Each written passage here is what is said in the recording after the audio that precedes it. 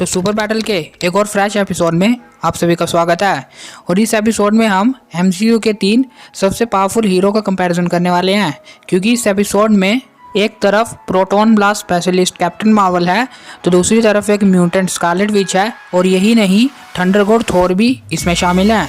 आज हम Scarlet Witch, थोर और कैप्टन मार्वल का कंपैरिजन करेंगे।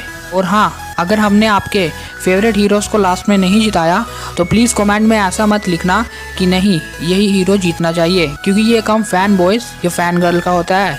तो आई होप आप वो नहीं हो, बल्कि आप मार्वल के रियल फैन हो। और हमने इन सुपर हीरोज़ का सुपर बैटल मूवीज़ के बेसिस में किया है, क्योंकि मैक्सिमम लोगों को कॉमिक्स के बारे में पता नहीं है या उन्होंने कॉमिक्स को पढ़ा नहीं है। तो हम इन तीनों कैरेक्टर्स की कुछ पावर्स को जानेंगे, करेंगे इनके एक्सपीरियंस की बातें और करेंगे इनका कंपैरिजन।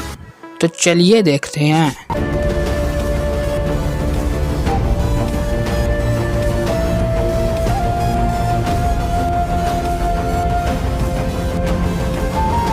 तो सबसे पहले हम इनकी कुछ पावर्स को जान लेते हैं। तो शुरुआत करते हैं हमारी प्यारी स्कारलेट विच से। तो स्कारलेट विच को हमने Avengers as of Ultron movie में पहली बार देखा था। स्कारलेट विच एक म्यूटेंट है और इसने अपनी पहली मूवी में ही धमाका मचा दिया था। इसने पहली मूवी में ही अवेंजर्स को कंफ्यूज कर दिया था, चाउस पावर्स को मैनिपुलेट भी करना सीख लिया था। पहले ये अल्ट्रॉन के साथ थी, लेकिन फिर ये सच्चाई यानी अवेंजर्स के साथ आ गई और इसने इस मूवी में कमाल की एक्टिंग और कमाल की फाइट की है। और जब इसका भाई यानी क्विकसिल्वर मरता है तो इसकी असली पावर सामने आती है। और यही नहीं, Captain America and the Civil War में भी स्कारलेट विच का बहुत बड़ा हाथ है। स्कारलेट विच ने इस मूवी में भी अपनी पावर्स का बेजोड़ इस्तेमाल किया। और स्कारलेट विच की सबसे बेस्ट मूवी या सबसे ज़्यादा पावर वाली मूवी थी अवेंजर्स इन्फिनिटी वॉर, क्योंकि इस मूवी में स्कारलेट विच ने बहुत बड़े बड़े काम किए हैं।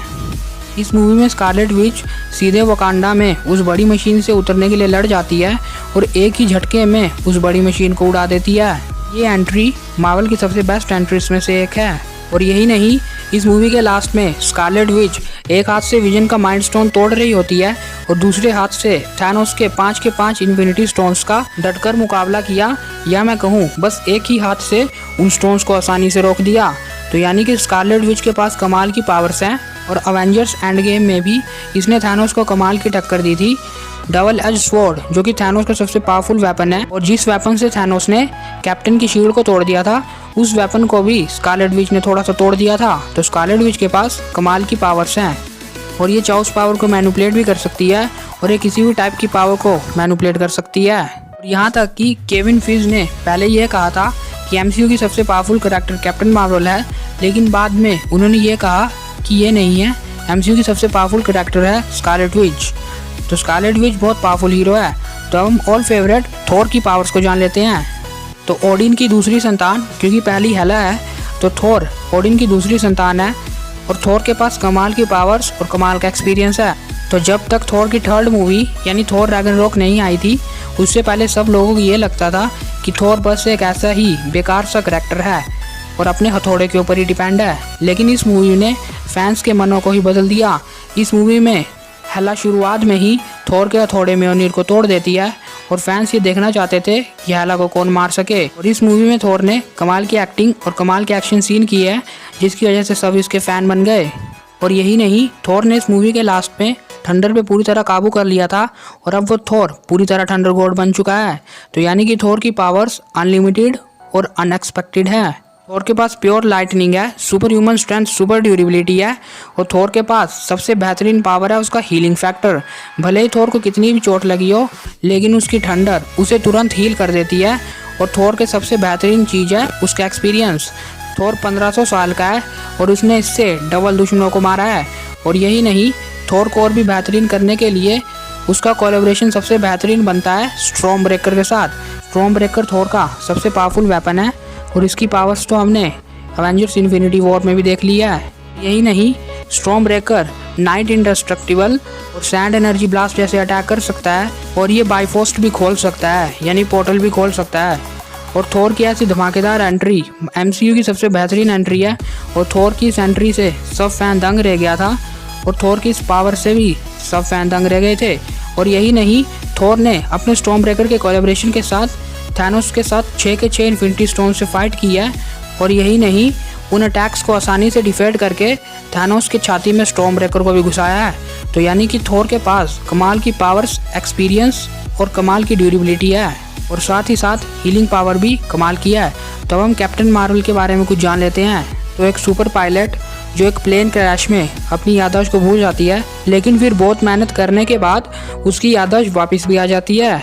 और कैप्टन मार्वल ने इस मूवी में कमाल की फाइट और कमाल की पावर्स का इस्तेमाल किया है, जिसकी वजह से एमसीयू की one of the powerful hero कहलाने के पूरी हकदार है। और यही नहीं, कैप्टन मार्वल के पास और भी कई ज़्यादा मैजिकल और सुपर पावर्स हैं।